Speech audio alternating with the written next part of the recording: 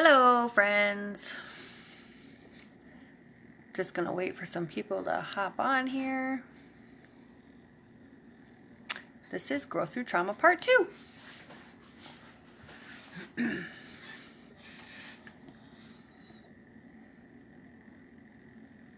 How is everyone doing today? Hope everyone's having a good Sunday. Hi, Cindy.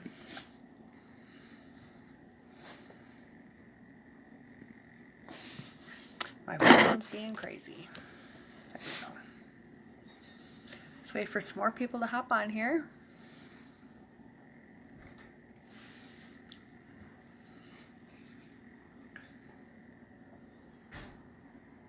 How is everyone doing? Sunshine in here. It's not too cold.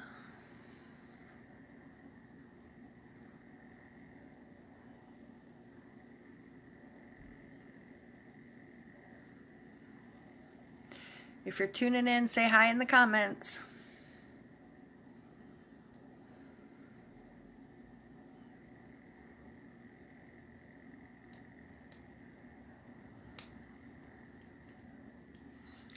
Let's see.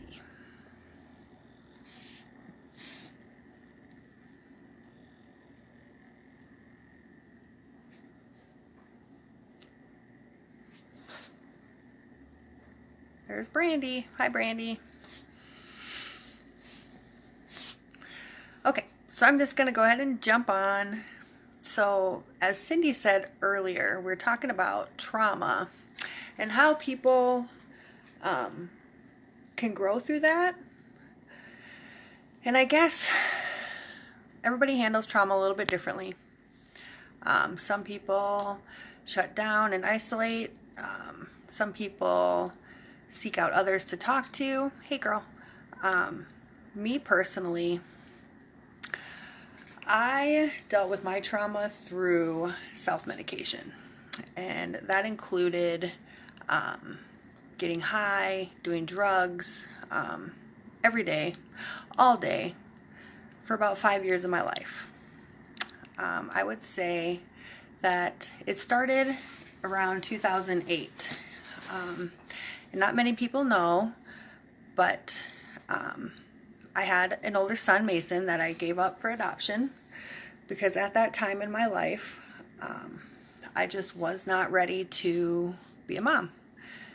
And so the aftermath and the guilt of giving up a child made me feel like a failure. And so therefore, I slowly started smoking pot, and then I started to dabble into other things. I became a heroin addict, a meth addict. I never really was much of a drinker. I did drink, don't get me wrong.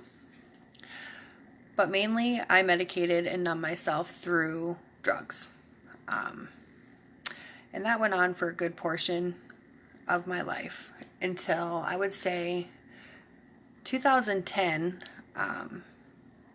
I came back from Washington. Me and a friend of mine just came back from Washington, and I went into a McDonald's and I looked myself in the mirror, and I was maybe 100 pounds soaking wet. My face was all sunk in. I was gonna die if I didn't switch my life around. So I mustered up $60 to get a bus ticket, and I took a chance at a new life, and I went to Fargo. There is where I met my husband. Now, I don't want to say he saved my life, but he sure did show me a different way. And so we moved to Minnesota about 2010, I think it was. Yep. And things were good for a while. I was an undiagnosed bipolar 1 person. So we fought a lot. My moods were up and down. I left, I'd come back. I would have explosive temperament, I guess you want to say.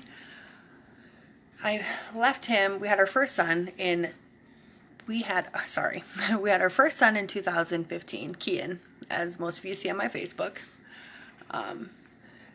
When he was a year old, we packed up and moved to Texas to try something new. But even then, like, that didn't work for me because, again, I was an undiagnosed bipolar. So fast forward a couple years, 2017, I had baby Jackson. Things were going good. I was trying to figure out how to be a mom to 2 kids, under 2, being a single mom at that. And at this point, I had been clean for 9 years off of hard drugs and alcohol. I did still smoke pot occasionally. It wasn't up until December of 2018. Yep. No. 19. Sorry. No. Not December. Sorry. Got my dates mixed up. April. So that's not right either.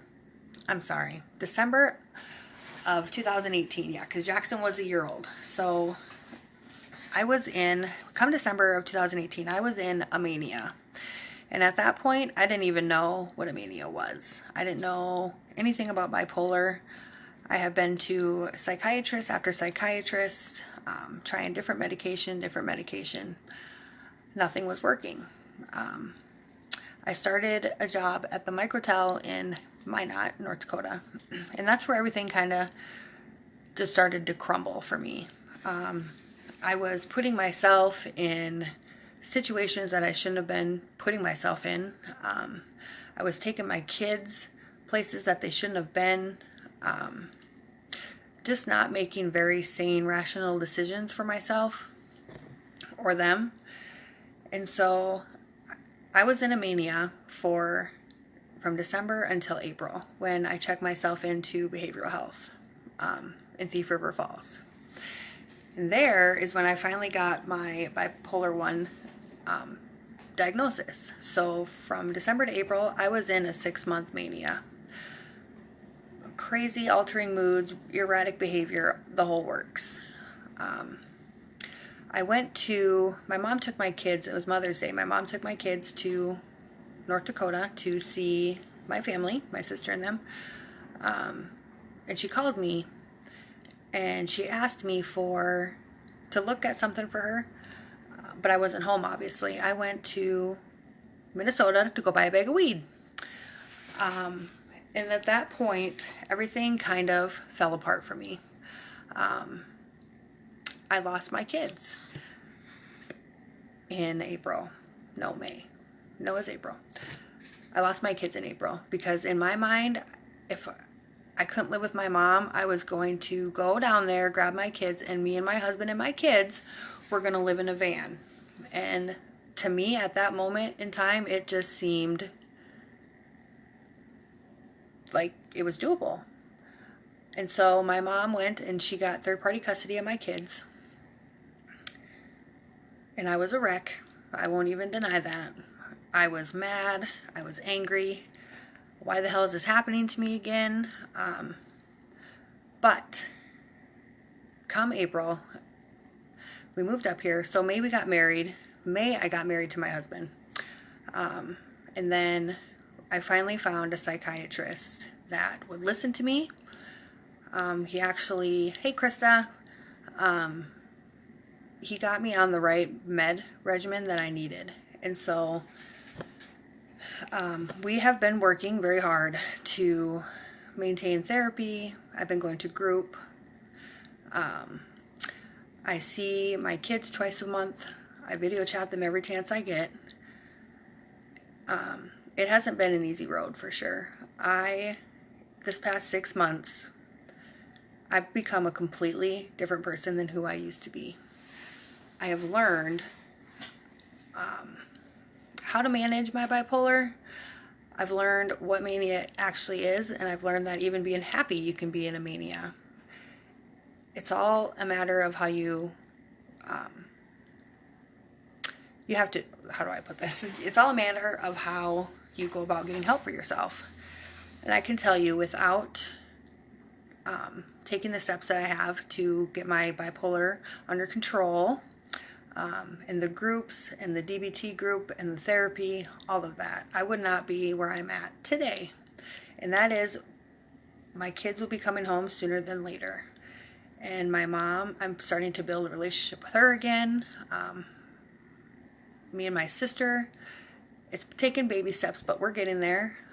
I feel like my whole life had to crumble before my very eyes in order for me to grow up, because my whole life my family has coddled me.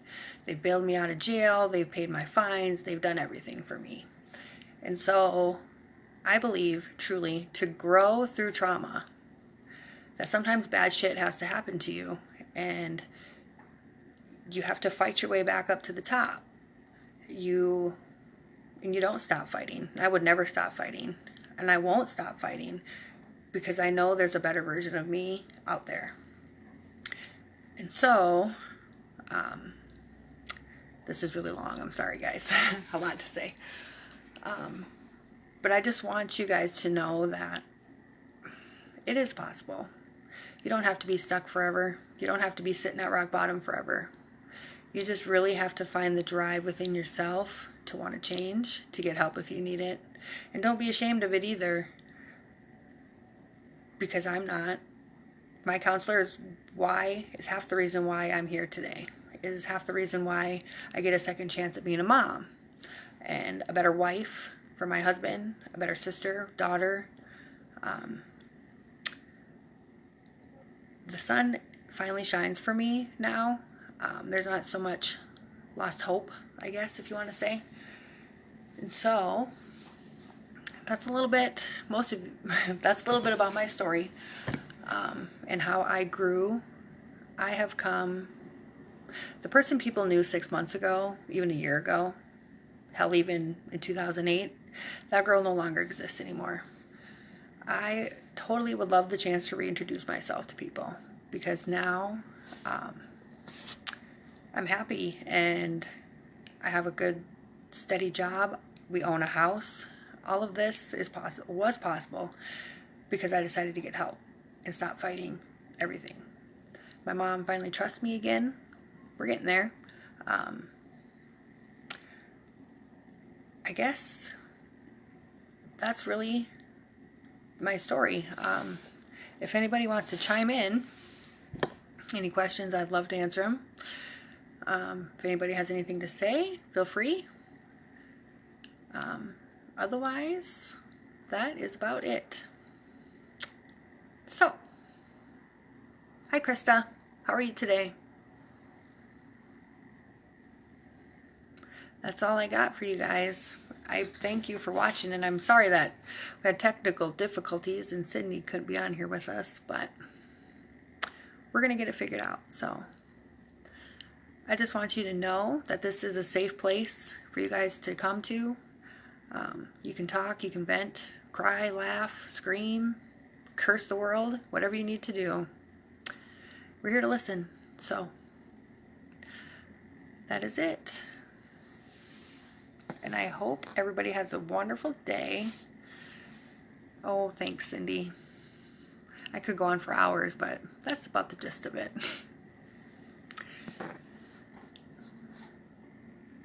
So, anybody want to chime in, or are we good? Okay. Well, I hope everybody has a fantabulous week. We will be posting daily, daily affirmations, tips, tricks, advice, just stuff to make getting through the day a little bit more easier. Because those of us that do struggle with mental illness know just how exhausting it can be to be around people, and how much things can take a toll on you. So, oh, thanks, Brandy. You're more than welcome for being here. I wouldn't have it any other way. So, feel free to comment, share your own story, whatever you guys want to do, all right? I hope you all have a great Sunday, and I'll talk to you later.